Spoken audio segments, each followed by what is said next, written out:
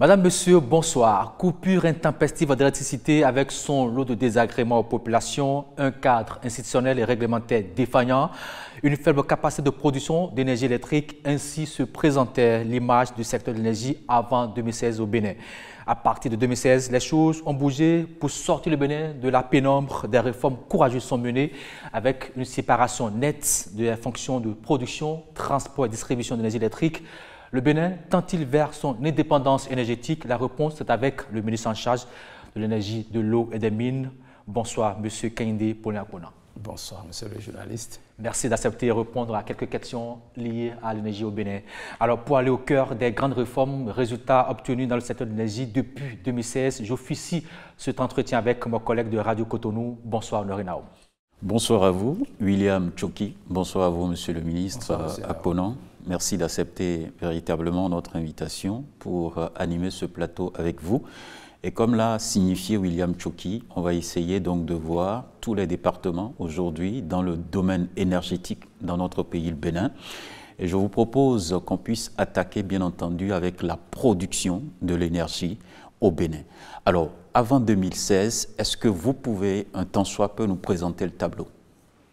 Avant de venir sur les réformes qui ont eu lieu au niveau de la production et des résultats obtenus dans le même secteur, je veux d'entrée rappeler à la mémoire des Béninois qu'en 2016, en avril, bien précisément, qu'un homme est venu au pouvoir. Je parle du président Patrice Talon. Il est venu au pouvoir avec un programme d'action du gouvernement clair. La vision est clairement affichée, c'est de révéler le Bénin. Révéler le Bénin sur la base des réformes qu'il a entamées sur tous les secteurs de l'économie nationale. Ce qui fait la particularité qui caractérise l'homme, c'est au-delà de sa vision, c'est que c'est un homme de méthode et c'est un homme également de rigueur. Donc il s'est doté de cette vision de révéler le Bénin avec un programme d'action du gouvernement sur un quinquennat. Ce programme d'action du gouvernement a prévu des réformes, comme je viens de le dire, mais avec beaucoup de méthodes. Beaucoup de méthodes parce qu'il y a eu un dispositif de mise en œuvre du programme d'action du gouvernement, mais aussi un dispositif de son évaluation.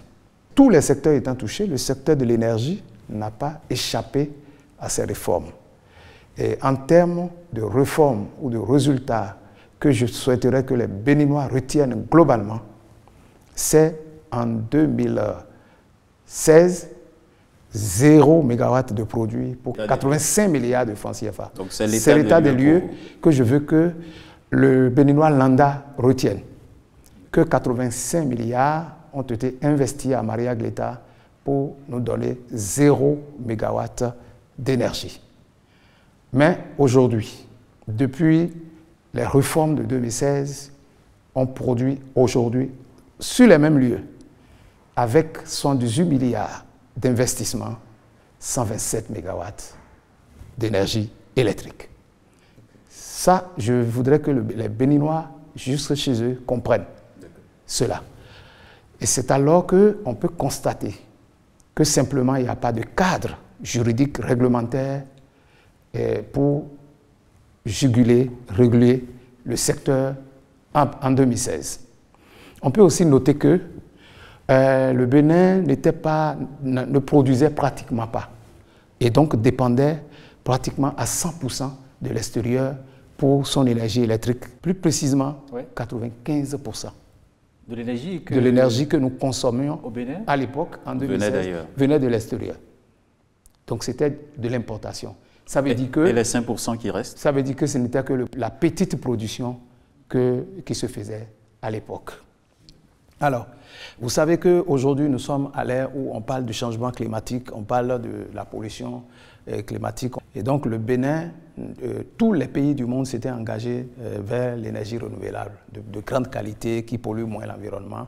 Et cette politique n'était pas du tout encore connue en 2016. Ce qui a amené le gouvernement du président Patrice Talon à engager 2 réformes importantes en termes de production. La première réforme, c'est de doter le secteur du cadre réglementaire et institutionnel. La deuxième réforme concerne l'organisation même du secteur. en distinguant, en séparant les fonctions qui n'étaient pas compatibles cumulativement. Je veux parler de la fonction de production. La fonction de production est désormais dédiée à une entreprise qui s'en occupe, la Société béninoise de production électrique. La fonction de production est séparée de la fonction de transport. Donc le transporteur national reste la communauté électrique du Bénin, la CEB, qui s'occupe du transport, et la distribution est exclusivement réservée à la SBDCE, entendez Société béninoise d'énergie électrique. Lorsque cette clarification a été faite, quels sont les résultats qu'on a pu obtenir avec ça? Il y a eu un certain nombre de documents réglementaires qui ont été élaborés pour c'est-à-dire cadrer juridiquement le secteur.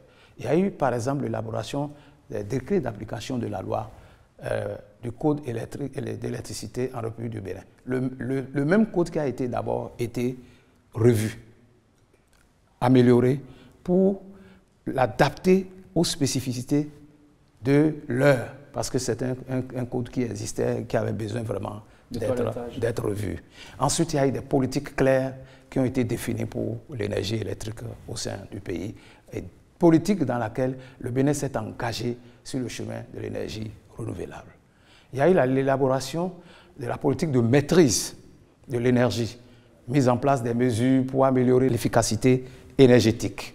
Vous savez, quand on parle d'efficacité énergétique, il ne s'agit pas de produits seulement, mais il s'agit de produits de l'énergie de bonne qualité, donc stable, qui nous évite des baisses de tension à tout moment.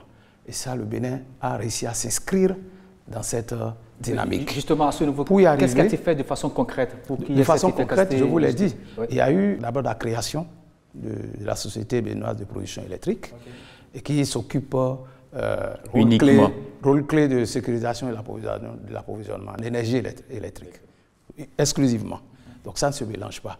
Maintenant, l'intégration réussie du Bénin, le Bénin s'est inscrit dans un marché régional de l'électricité.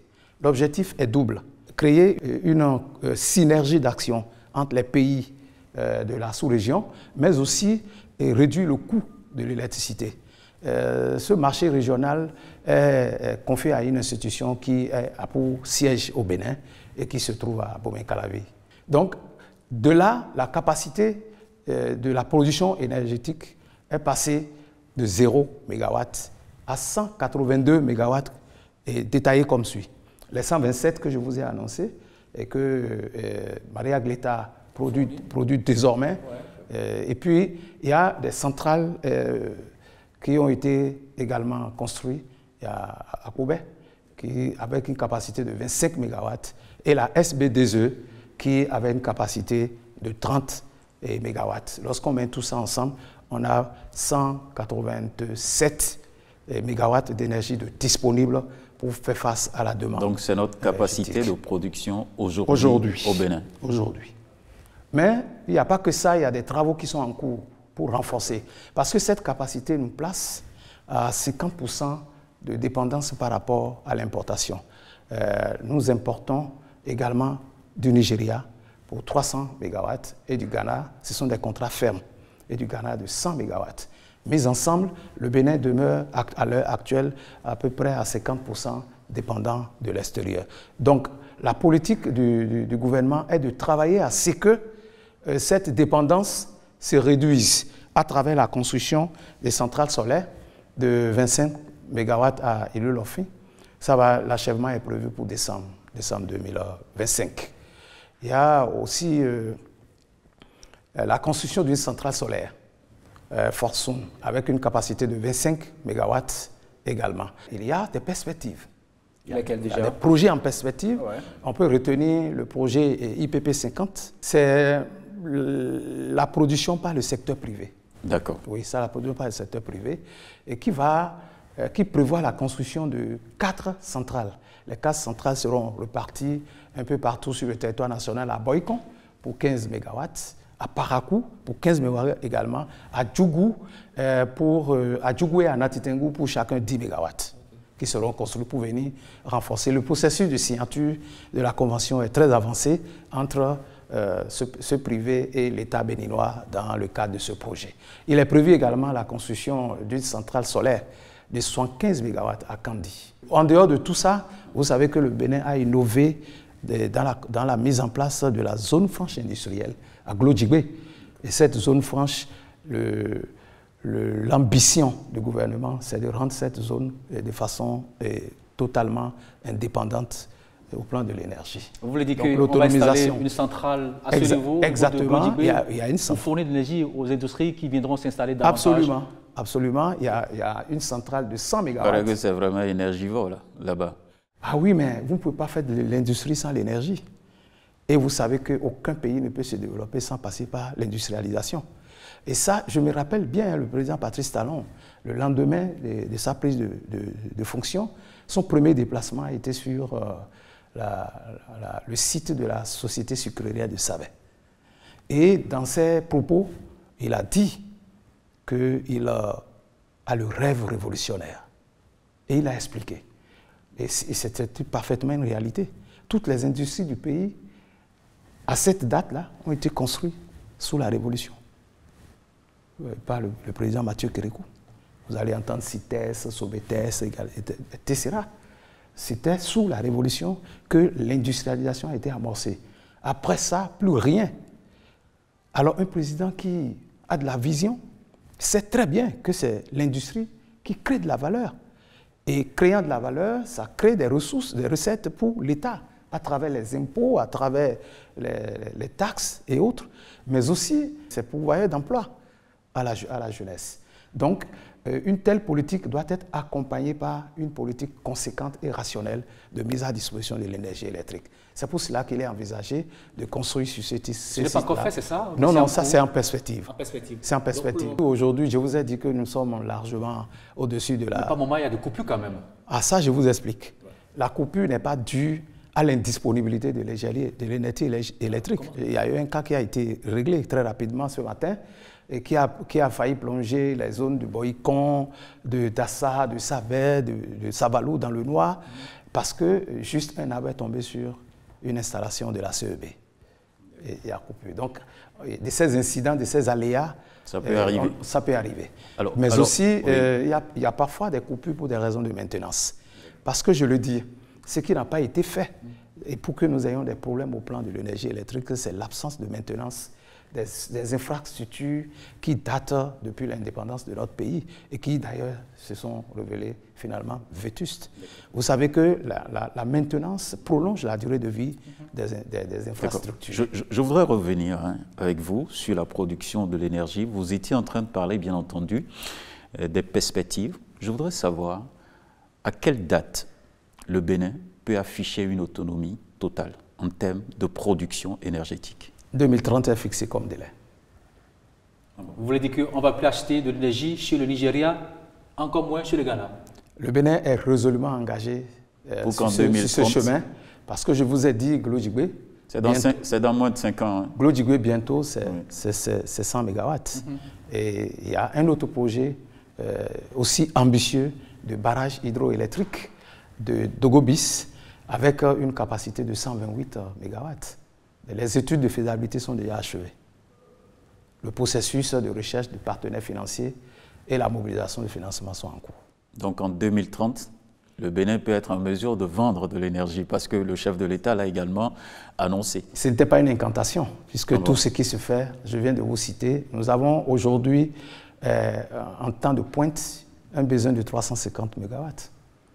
Il est vrai qu'avec les extensions, les populations s'installent davantage, ont besoin de plus en plus de l'énergie. C'est aussi vrai que le rêve béninois du chef de l'État, partagé par son gouvernement, de conduire une révolution ambitieuse d'industrialisation, a forcément besoin de plus en plus de capacités énergétiques en termes de consommation.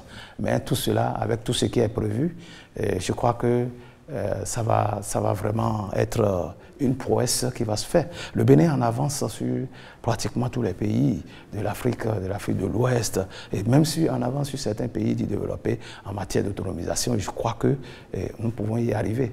Et il n'y a pas que ça. Il y a aussi la mise en place d'un terminal flottant qui va permettre de stocker surtout le gaz.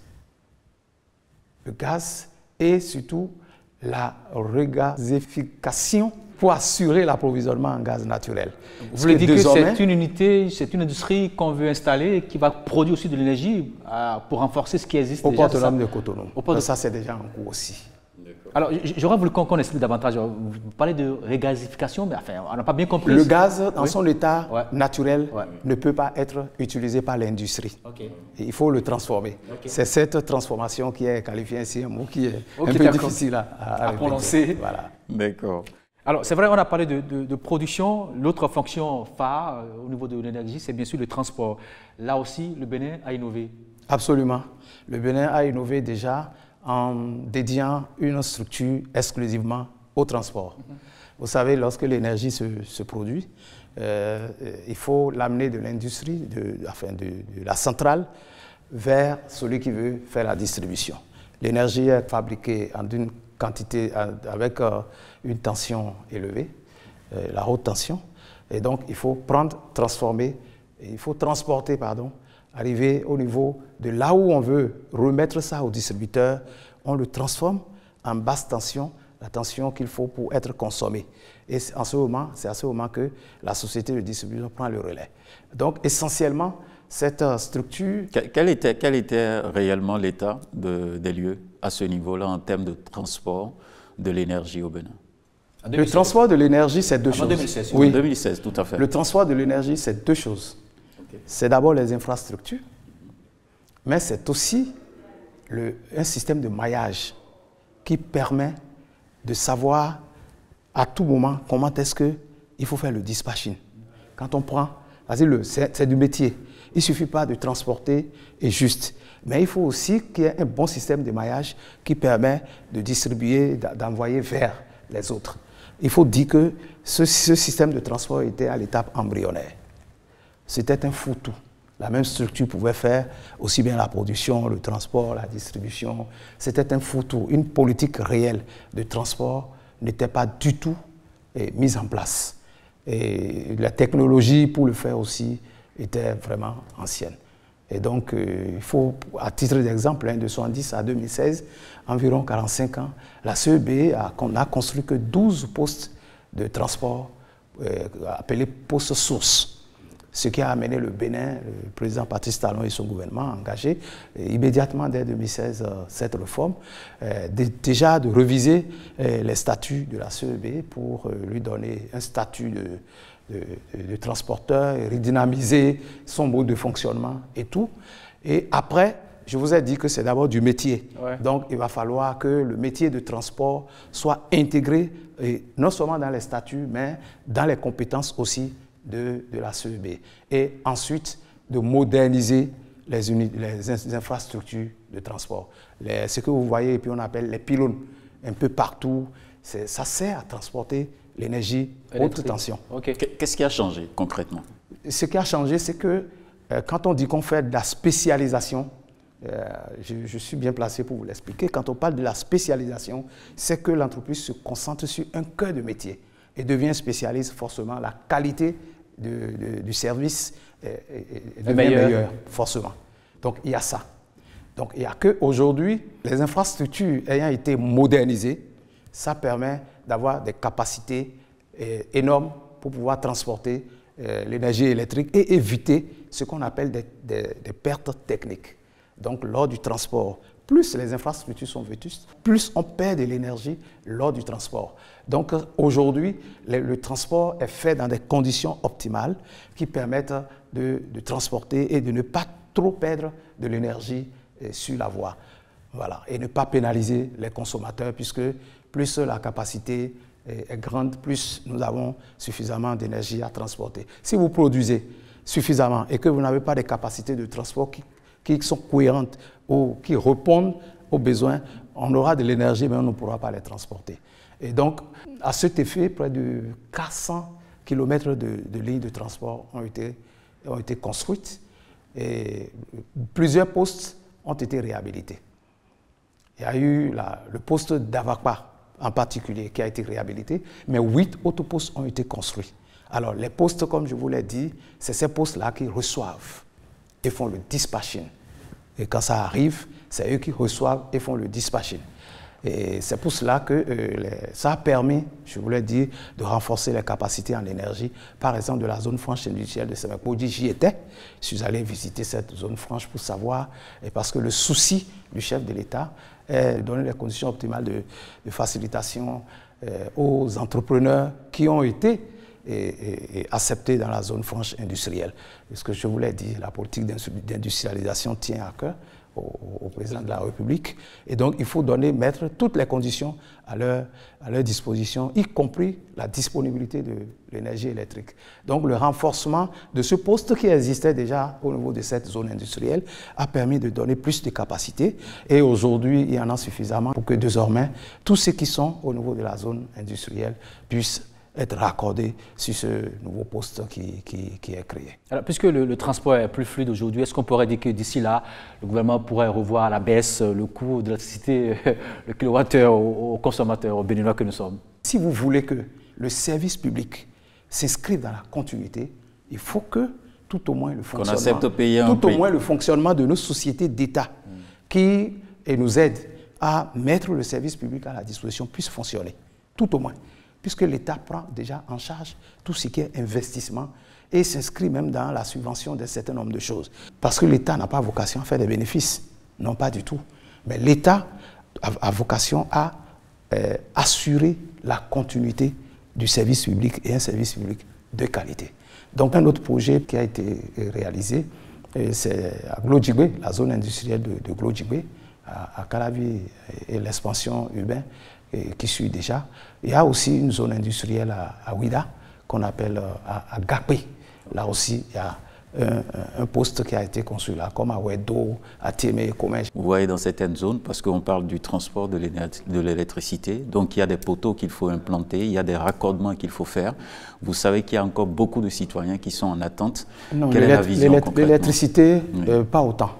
L'électricité, pas autant, parce que ce que je vous dis, c'est ce que j'ai vu sur le terrain. Et puis, vous savez que on n'est pas. Ce gouvernement est un gouvernement responsable. Ce n'est pas un gouvernement qui fait de la, je vais dire, du superficiel, de l'apparence. Non, c'est du concret. Quand vous allez dans cette contrée, en termes d'énergie électrique, il y en a suffisamment. Il y a suffisamment d'énergie avec la construction de ces 8 postes. Il est vrai que ce n'est pas tout le monde qui a déjà assez.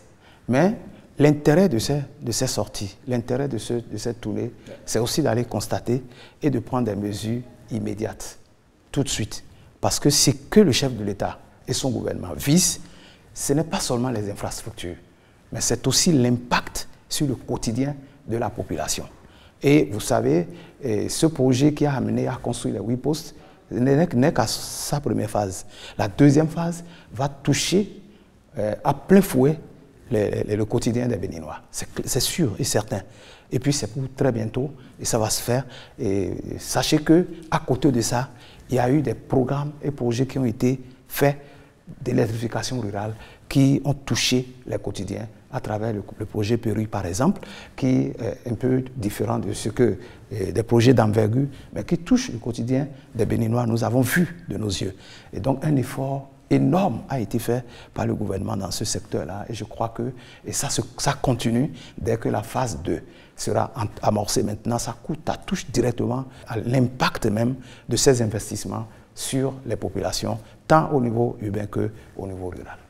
Donc ça veut dire qu'on peut donc avoir l'assurance de ce que vous allez continuer à implanter les poteaux, à continuer les raccordements pour absolument que les extensions vont se poursuivre, mais au-delà des extensions, c'est que des mesures d'interconnexion sont prévues et ces mesures d'interconnexion ont pour vocation de renforcer les capacités en énergie pour un peu plus de stabilité, mais aussi c'est un mécanisme qui, au bout du rouleau, finit par le bouclage et ça permet d'éviter que lorsqu'il y a un problème sur une installation, que ça se ressente sur tous ceux qui sont au bout, parce qu'on peut isoler ça et continuer la fourniture de l'énergie électrique de façon continue. Le temps de réparer la faute et de remettre la ligne directe.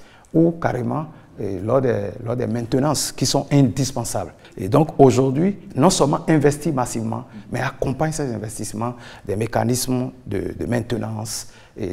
Donc c'est prévu qu'il faut les maintenir pour allonger la durée de vie et par le mécanisme d'amortissement, on prévoit aussi l'autofinancement de ces infrastructures à des dates bien précises. Je ne vais pas oublier, s'il vous plaît, que également dans les collines, il y a un poste qui a été également construit qui peut permettre de vraiment aider les populations de Sabé et de Tassa pour venir renforcer les capacités de l'énergie. Donc il y a aujourd'hui, à côté de tout ça, au niveau de ces postes, vous verrez les centres de communication qui vont servir d'interface entre le transporteur et le distributeur. C'est pourquoi? C'est pour communiquer à temps réel et savoir ce qui se passe à travers les centres de dispatching pour savoir où est-ce qu'il y a eu panne. Où est-ce qu'il y a eu la panne pour qu'on aille rapidement détecter. Parce que c'est jusque-là, ce qui prend du temps, ce n'est pas la réparation. Non, c'est l'intervention pour remettre l'électricité. Ce n'est pas ça qui perd du temps. C'est plutôt le temps qu'on met à détecter la cause de la panne qui fait que ça met du temps. Donc pour cela, il y a eu la mise en, exactement, pour réduire ça, il y a eu la mise en place d'un système de gestion des interruptions qui permet de vite faire. Mais au-delà, une réflexion de plus d'envergure est en cours pour numériser tout le réseau béninois. Et ça permet, de maîtriser déjà la clientèle et de savoir où se trouvent les compteurs d'électricité, mais aussi ça permet, surtout l'objectif, c'est d'agir très vite. Alors, monsieur le ministre, il y a un problème, monsieur le ministre, vous savez, c'est un problème récurrent. On a des poteaux électriques qui s'allument 24 heures sur 24, pendant que d'autres encore les installés avec des lampadaires, mais qui ne s'allument jamais. Comment expliquer cela? Ça dit qu'à des moments donnés, les gens préfèrent laisser les poteaux allumés ça doit être, même en journée. Non, ça doit être des cas isolés. Mais il y en a plusieurs. Non, ça doit localités. être des cas isolés. Et puis si vous le dites, je peux vous garantir que ça peut être dû à des problèmes d'ordre technique. Sinon, on ne va pas gaspiller de l'énergie électrique quand même. Parce qu'il y a des localités qui ont des poteaux bien installés, les lampadaires, mais ne s'allument jamais. Et les populations sont dans l'obscurité. Lorsqu'on va aborder la partie distribution, je crois qu'on va revenir là-dessus et puis nous parlerons aussi de l'éclairage public. Alors justement, on aborde, si vous permettez bien... Les perspectives, s'il vous plaît. Par rapport au transport. Par rapport au transport. Ok, allez-y. Voilà. Il y a le démarrage de la construction de la ligne de transport Natengu-Wassa-Pianco, Banikwara-Kandi.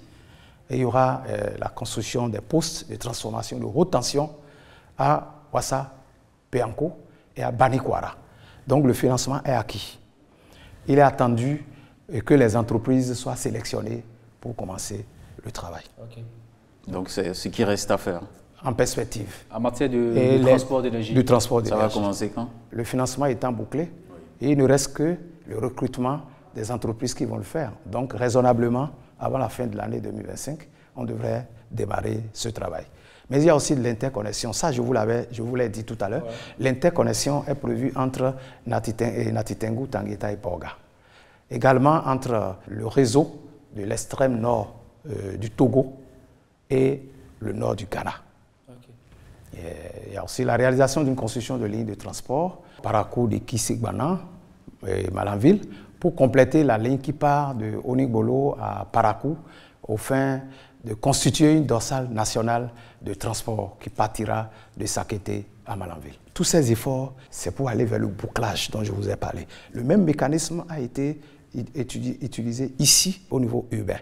Vous allez voir, dans la bande ouest de Cotonou, et tout ça s'est mis sous bouclage. Et c'est pour bientôt ces travaux-là, pour éviter que, dès qu'il y a une panne quelque part, que tous les systèmes soient... Donc ça va réduire considérablement les coupures d'électricité, les temps d'intervention. On va parler maintenant de distribution. On a déjà parlé de production, de transport. Distribution avant 2016, quel était l'état des lieux, monsieur le ministre Kehinde Paulin? Avant 2016, 1500 localités étaient électrifiées. Le taux d'électrification nationale était à hauteur de 30% et le taux d'électrification au niveau rural à 6,5%. En termes d'éclairage public, à peine 6 000 lampadaires nouvellement installés ou réhabilités sur le réseau et 17 000 lampadaires solaires. C'est ce qui était disponible. C'est ce qui était disponible. Et qu'est-ce que le gouvernement du président Patrice Talon a fait? Les réformes ont été également, en termes de distribution de l'énergie, engagées, et surtout sur la principale société, l'unique distributeur national, qui est la société béninoise d'énergie électrique. SBEE. Voilà, et a été mis sous une gestion déléguée. Et Contrelec, qui est l'Agence nationale de contrôle des installations, a été également renforcée en capacité pour s'occuper maintenant du contrôle aussi des installations électriques internes. Donc, voilà, ce sont les réformes qui ont été principalement engagées. Ces réformes, quels sont les résultats qu'on a eu au bout de ces réformes? De 2016 à 2024, il y a plus de 3200 localités qui ont été électrifiées, portant le taux de couverture nationale de 28 à 60% à fin 2024. Donc 28% en 2016, 60% en 2024. Et le taux d'électrification est passé de 30% à 45% au plan national. Et là où il y a une grande prouesse, c'est au niveau de l'électrification rurale. Ce taux, je vous avais dit, c'est 6,5%. C'est passé aujourd'hui, à fin 2024, à 30%. Et au titre des branchements, 297 000 nouveaux branchements ont été réalisés entre 2016 et 2023, avec une production de coûts de raccordement divisé par 5, facilitant l'accès à l'électricité à la population les plus vulnérables. Et là-dessus, je voudrais vous donner une petite explication, parce que le coût avant, c'était 105 000 francs. Mais aujourd'hui, c'est à 20 000. Pour avoir l'électricité. Pour avoir un compteur à la maison. À la maison. Et au niveau rural, la population a été exonérée des formalités de Contrelec. Ils ne payent pas pour ça. Ils ne payent pas pour ça. Donc vous payez seulement les 20 000 francs, vous avez votre compteur à la maison. Vous avez votre compteur à la maison. 20 000 francs, d'accord, mais on souffre pour l'avoir quand même. Oui, à un moment donné, on peut parler d'indisponibilité, mais ces problèmes sont réglés maintenant. C'est réglé maintenant. Et c'est aussi dû non seulement à l'indisponibilité des compteurs entre-temps, mais aussi à la capacité de transfo à donner de l'énergie.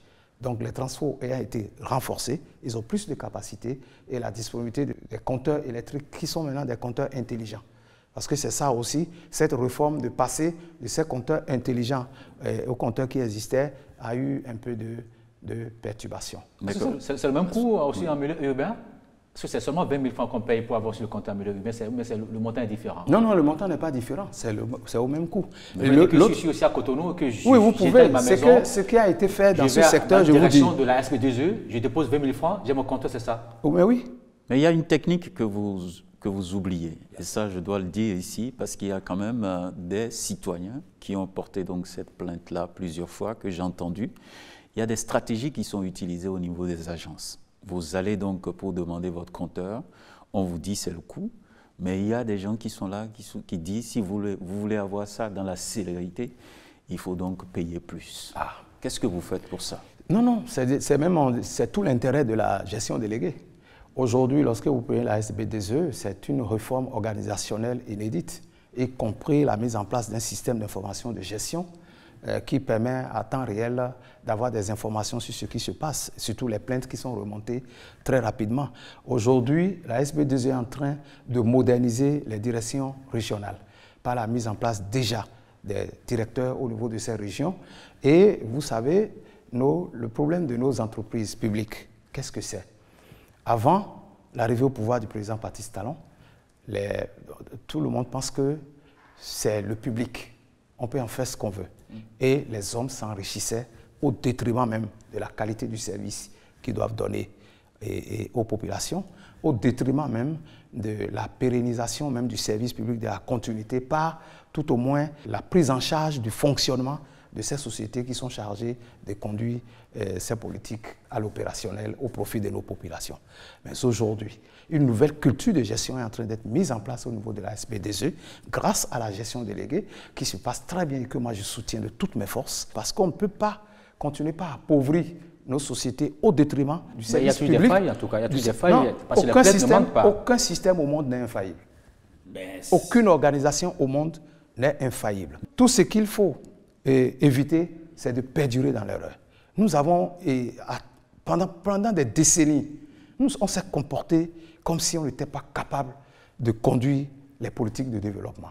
Le président Patrice Talon, en 5 ans, en moins de 5 ans, à partir de 2019 déjà, a démontré déjà qu'on peut, avec le peu de moyens que nous avons, en gérant avec transparence, en gérant avec rigueur, en mettant en place une bonne politique de transparence fiscale et budgétaire, qu'on peut se développer avec nos maigres ressources.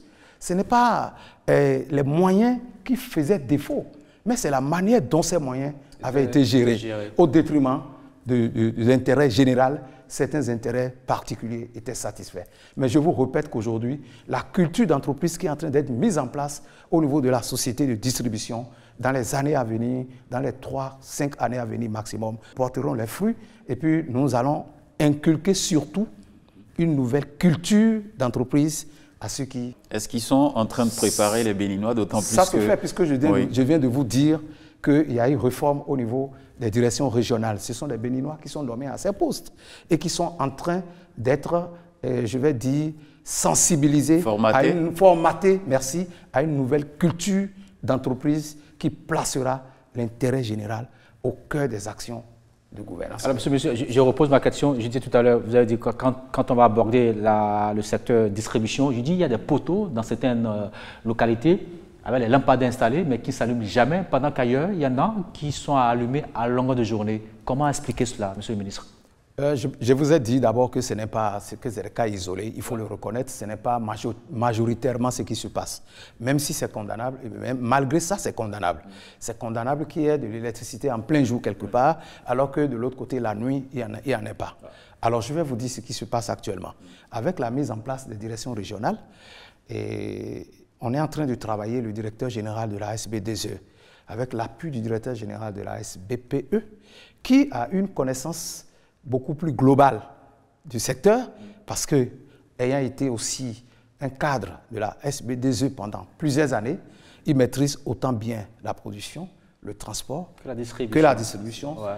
De telle sorte que parfois, moi, je l'utilise comme expert dans toutes les réformes que je conduis à la tête de ces sociétés-là. Donc, le directeur de la SBDE, avec l'appui du directeur de la SBPE et la participation effective du directeur de la CEB, et de les cadres, nous sommes en train de travailler à mettre en place un cadre de collaboration entre la SBDE, c'est-à-dire les directions régionales de la SBDE, avec les directions départementales de ministères et l'accompagnement des élus locaux pour que les directeurs départementaux ne restent plus assis dans leur bureau comme des commis de l'État. Ils doivent enlever leur cravate et les costumes et ils descendent sur le terrain, en tenue de combat. Et ils sillonnent. Oui. Ça, c'est un programme d'activité qui va leur être signé comme cahier de charge. D'accord. Ils vont descendre dans les communes, marcher dans les rues, aller eux-mêmes identifier ce qui ne va pas. J'ai fait un exercice dans la commune de Savet. Et pourquoi Savet? Savet parce que j'étais en week-end. J'étais en week-end et puis j'ai dit, à titre pilote, je vais expérimenter ce que je pense là. Point scientifique, c'est la démarche, la moindre démarche. Il faut faire les choses par l'expérience. Il faut expérimenter sa pensée. J'ai appelé le responsable régional qui réside à Dassa.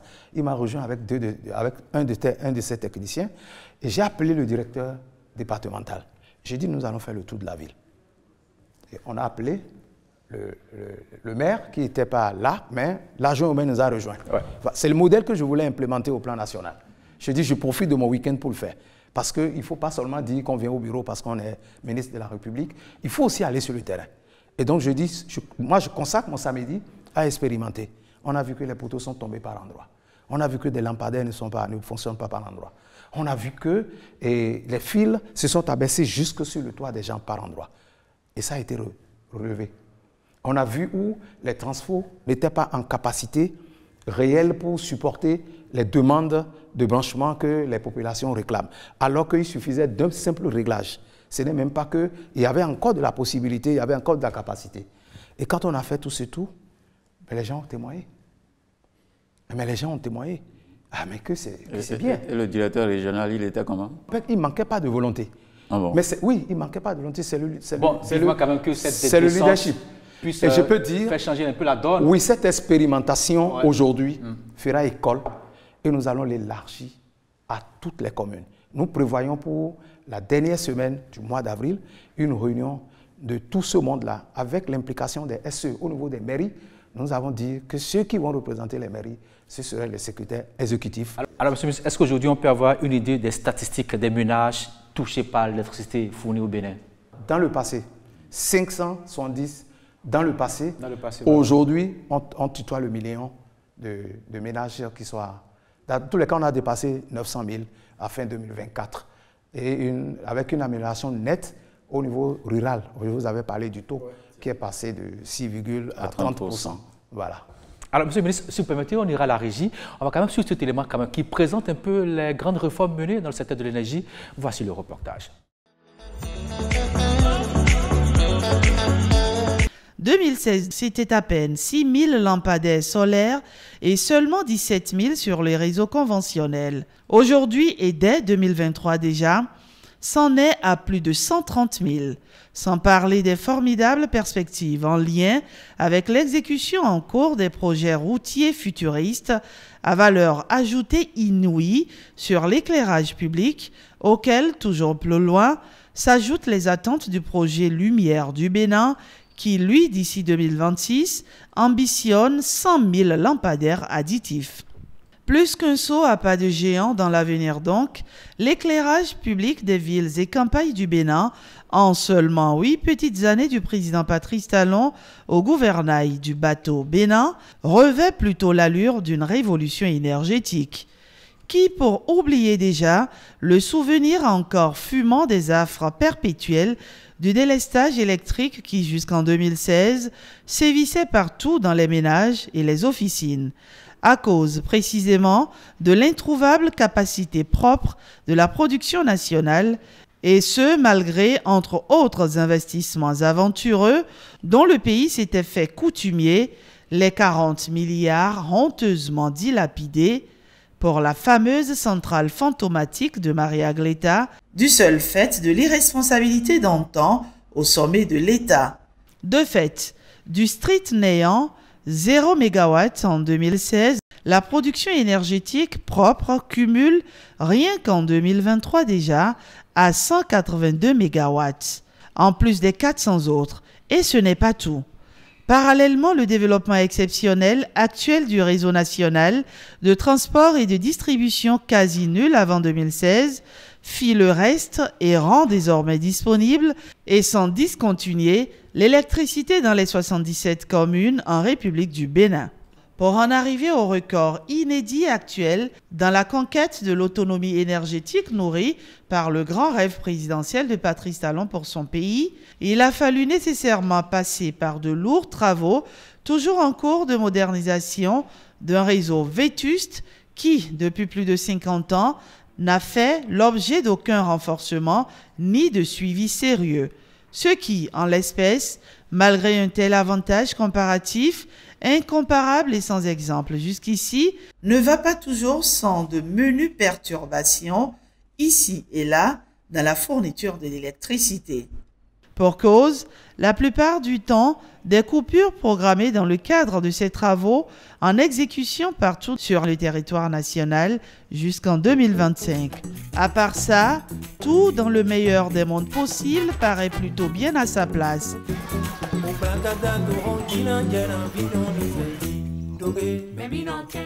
Alors, monsieur le ministre Aponan, vous venez de suivre avec nous cet élément témoin.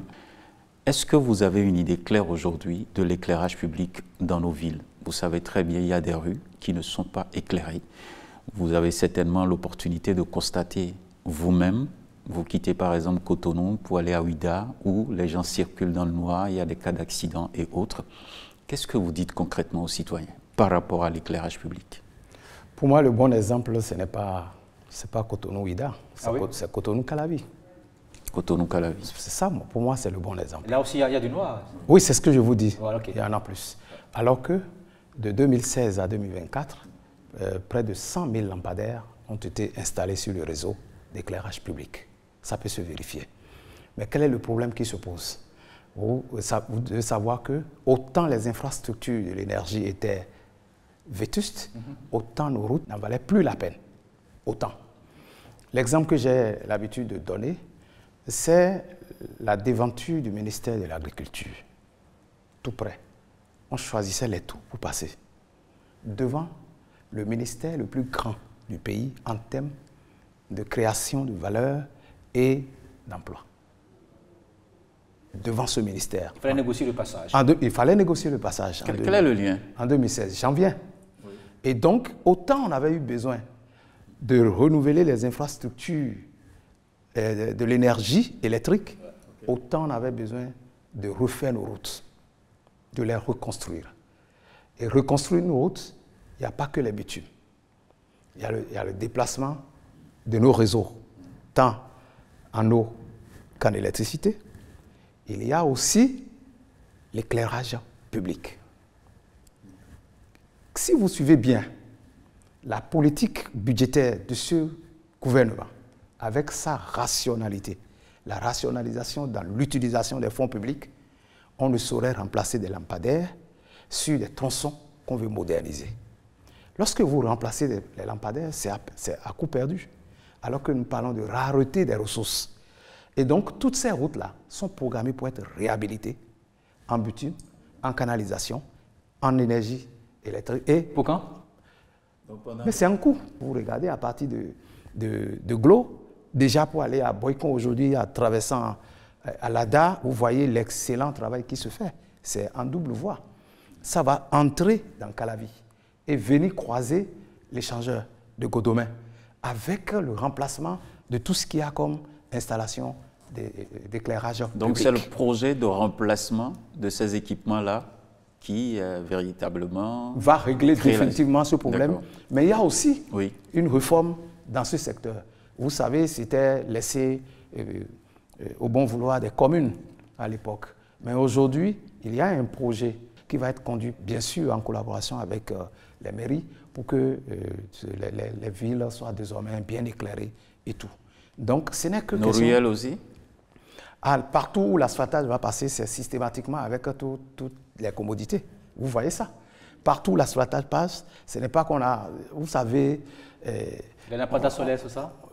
Oui, solaire. On a vu ça. Est-ce que le projet a prévu, après que les batteries soient épuisées, qu'on pourrait les remplacer quelques années après? C'est prévu dans tout ça? Vous serez surpris par la cohérence et l'intelligence qu'il y a derrière la stratégie de l'électrification au Bénin. Il est prévu que des centrales photovoltaïques soient construites pour être des relais de remplacement de ces installations. Le Bénin ne va pas continuer par importer. Quand je vous parle d'industrialisation, ce n'est pas seulement alimentaire, c'est dans tous les secteurs. Tout ce qui se fait déjà aujourd'hui à Glodjigbe, c'est beaucoup de choses. Mais il est prévu aussi que des centrales soient construites pour fabriquer des batteries qui peuvent être utilisées comme relais pour remplacer. Donc des matières premières, des pièces de rechange indispensables qu'il ne faut pas aller chercher à l'extérieur après. Quand on a ces genres de projets d'envergure, des projets structurants pour soutenir la constance et la continuité dans la fourniture de l'énergie électrique, souffrez que ça prenne un peu de temps. Donc vous dites aux populations que ça prenne un peu de temps. De continuer de rêver, c'est ça? Non, ce n'est pas un rêve. C'est pas un rêve puisque c'est clair, ça se voit que les travaux se font. Et ça va se continuer. Et le chef de l'État a été formel là-dessus. Et c'est dans cette optique que nous sommes inscrits en lançant le PTA du ministère pour 2025. C'est de voir tous les chantiers qui sont en cours être achevés au 31 décembre 2025. Et c'est ce que nous avons retenu ensemble avec mon cabinet pour dire que le maître mot du lancement du PTA, exercice 2025 du ministère de l'Énergie, de l'Eau et des Mines, c'est d'achever tous les chantiers qui sont en cours actuellement, sauf ceux dont les délais contractuels vont au-delà de 2025. Mais tous les chantiers qui ont été lancés et dont les délais courent jusqu'à 2025 doivent être complètement finis. Il n'y aura pas d'éléphant blanc sous le régime du président Patrice Talon. C'est ça qui justifie mon déplacement sur le terrain. Parce que quand nous nous déplaçons sur le terrain, ce n'est pas seulement pour aller constater.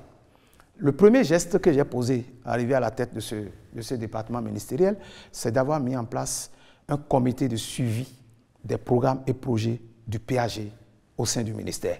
Ce comité qui me suit dans la tournée note à chaque étape la date limite de livraison de chaque chantier, les taux d'exécution actuels et la date limite du chantier, et ils repartiront à ces dates-là ou à une semaine de ces dates pour aller constater l'effectivité du respect des délais. C'est formel, j'ai été formel là-dessus. Alors, on est en 2025, vous l'avez dit. Alors, quelles sont les perspectives pour que les Béninois aient de l'énergie à foison, j'allais dire, en grande quantité et à moindre coût? Les efforts vont se poursuivre. Ouais. Les efforts vont se poursuivre en termes de mise aux normes et de modernisation de nos réseaux de distribution de l'énergie électrique. À cet effet, plusieurs communications sont déjà passées en Conseil des ministres. Il y a la poursuite, l'électrification rurale va se poursuivre pour donner accès à l'électricité à tous nos compatriotes ou qui se trouvent sur le territoire national. Et voilà ce que je peux vous dire par rapport aux perspectives. Et les projets qui sont déjà en cours vont être rigoureusement suivis afin que ce que nous recherchons en termes d'électricité, l'impact sur le Béninois lambda soit une réalité et que chaque Béninois et chaque Béninoise, où qu'il soit, puisse être capable d'appuyer sur le mur, sur un interrupteur et avoir l'électricité chez lui, que les entrepreneurs installés dans les zones industrielles ou pas puissent avoir de l'énergie de qualité pour faire tourner les usines, créer de l'emploi, créer de la valeur, pour créer de la richesse nationale. Merci à vous, Monsieur le ministre Kehinde Paulin Akponan. Vous êtes ministre en charge de l'énergie, de l'eau et des mines. Vous avez essayé donc d'apporter un peu plus de clarification au peuple béninois par rapport à la gouvernance du président Patrice Talon et de son gouvernement dans le secteur de l'énergie dans notre pays. J'espère bien que vous vous rendrez disponible pour d'autres plateaux, pour aborder d'autres secteurs que vous pilotez, bien entendu, depuis votre arrivée donc dans le gouvernement du président Patrice Talon. Mesdames et messieurs, merci pour votre attention et à très bientôt.